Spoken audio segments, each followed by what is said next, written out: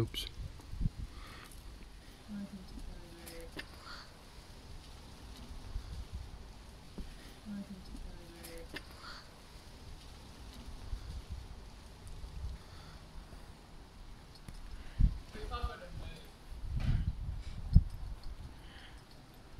Yeah.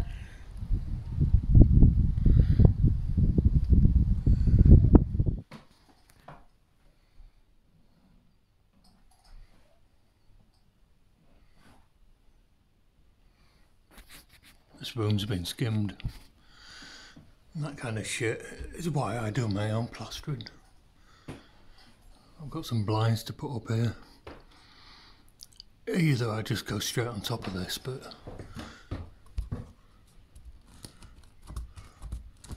I might pull this whole ceiling up, or it might even pull it down. So do I cut into there, but then the whole lot might fall down.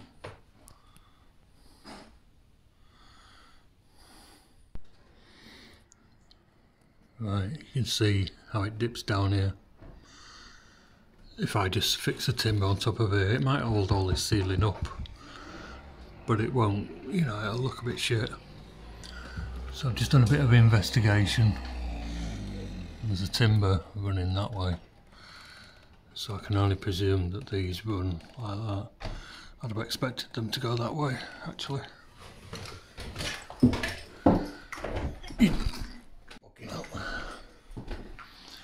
You'd normally go the shortest distance, but that one's running along there. I don't know what's going on, so I'm going to cut the plaster back all the way around so that I can fix back up to the solid wood.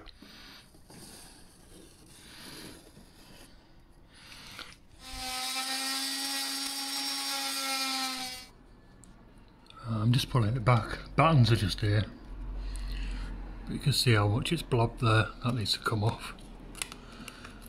And I think the battens are just behind this, but I'll be able to get straight with top of window. Just there, that. But I'm glad I'm doing this. Sometimes you've got to knock it back and start again.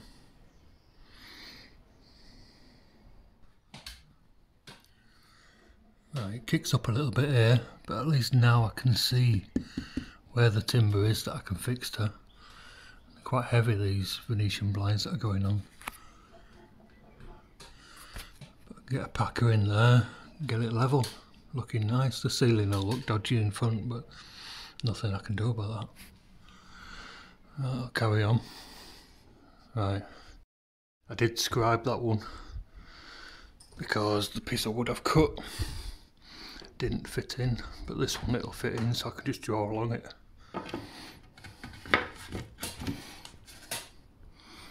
So I can just draw along that one.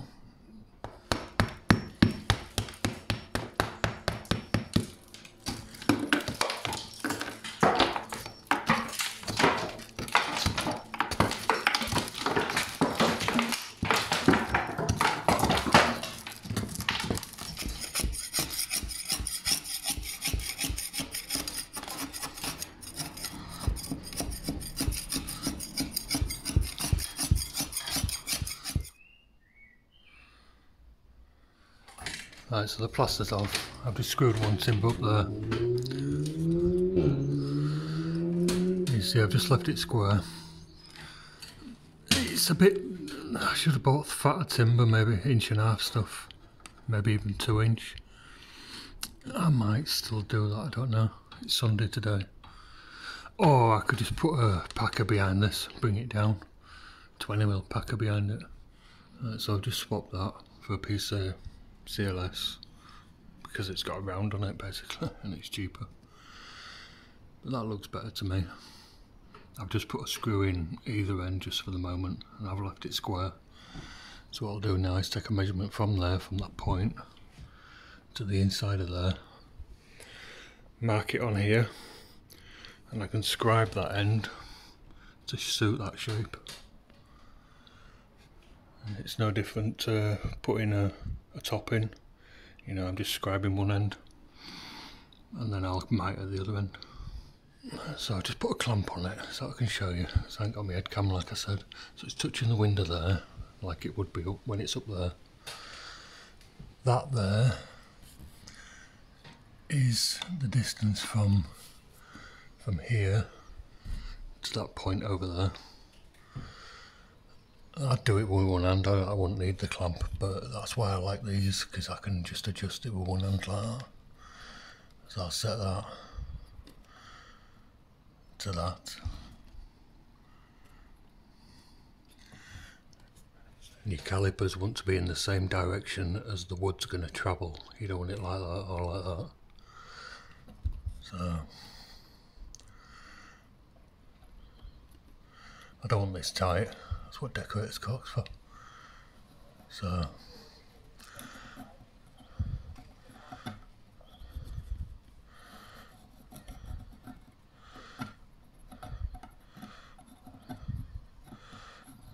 that one's cutting something like that.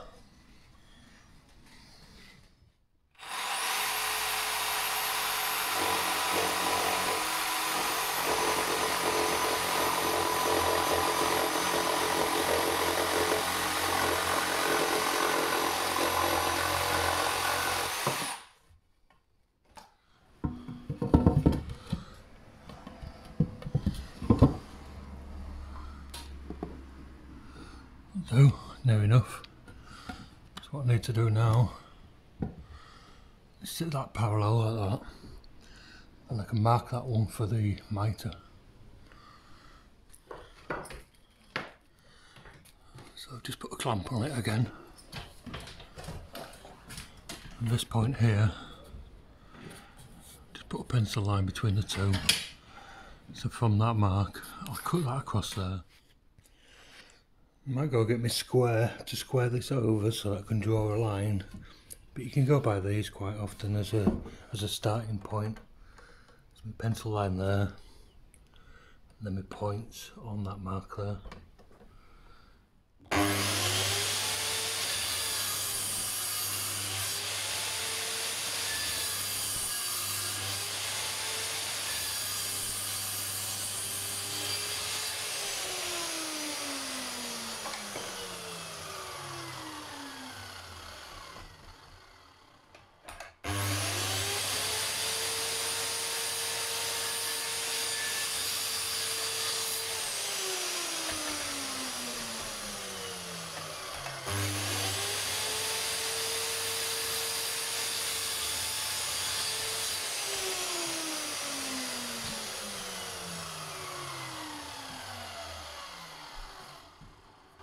Don't know if you can see, but there's a tiny little flat bit on there. So I didn't go past there, I just eased it around till I hit my mark. Right, so now that mitre's cut, I'll just put it back in place. And I can lift that up. I'll just do that. It's pulled over a little bit, I can't get clamping very well. I wouldn't need the clamp if I had my head cam. So I just pulled that up. I put a pencil line on the one above, so that's like that. So if I cut that one, it should fit this one exactly.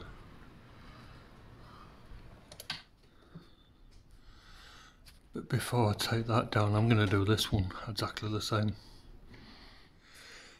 And I've done the other one exactly the same. Scribed it round there, cut a mitre, put a pencil line. So now I can take that one down, and like I say, I can cut those and they should fit. Should.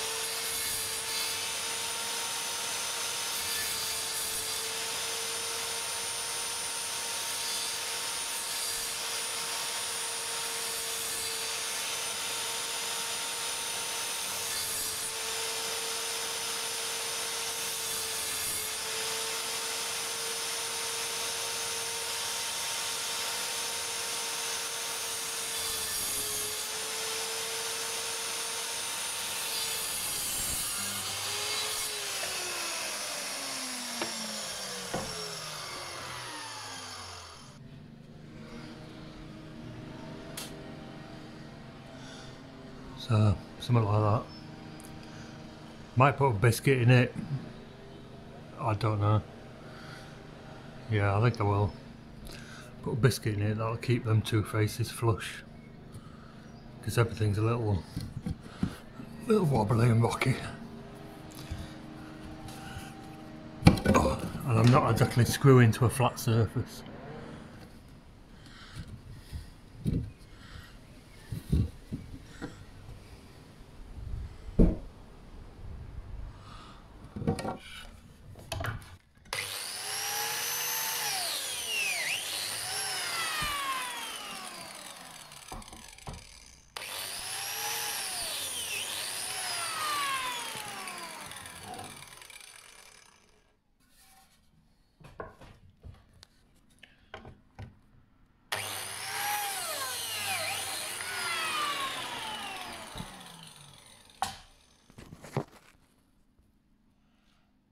Right, so I'll put some packers on. You see they're just that distance down from the top.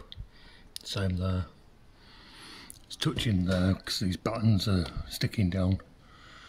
And when I sit that timber on, it's rocking on that, so I'm hoping they're not sticking down too much, but I'll get some foam in here, squirty foam.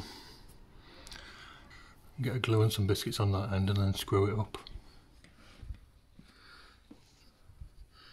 I haven't used this for ages, months even maybe. But you see there's no skin on there. I just need to knock that little plug out of there.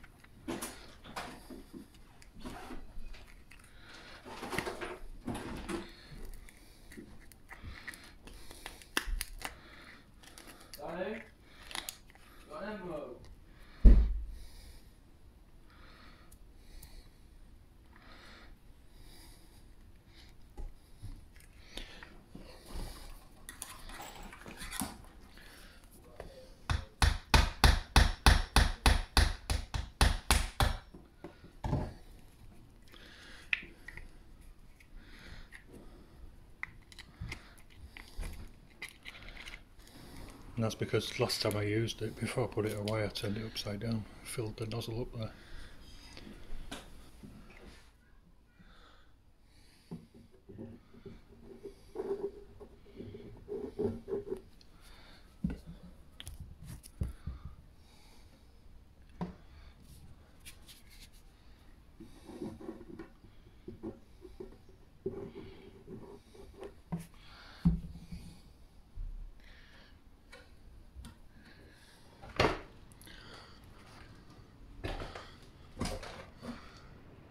So they came together quite well. Screws, glue, and some foam. Bit of a gap here, so either that'll get filled or I'll put another bead on the front. If I put another bead on, it'll look shit there. See the shape of the ceiling. But this gap I've got pretty parallel all the way around.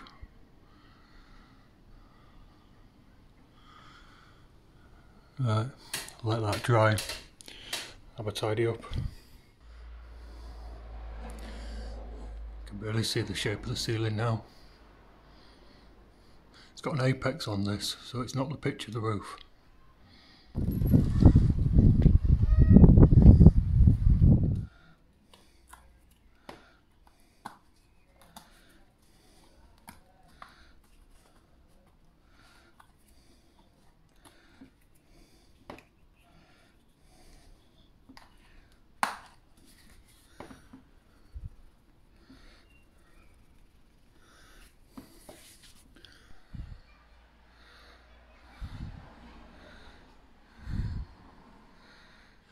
I've got blinds to put up in here.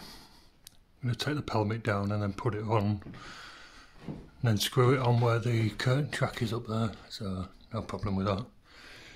But just thought I'd show you this. Never got painted properly, but everything looks alright. Hasn't moved. One or two of the joints have opened up just a fraction. Paint will fill those up.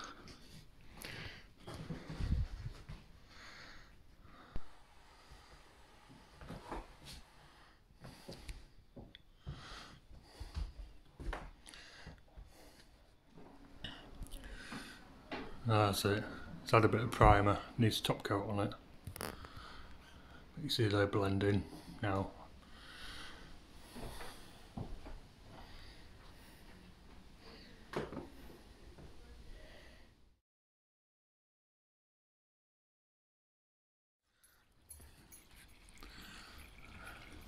Where I was putting them blinds up is just around the corner, so I've just taken all the braces off this.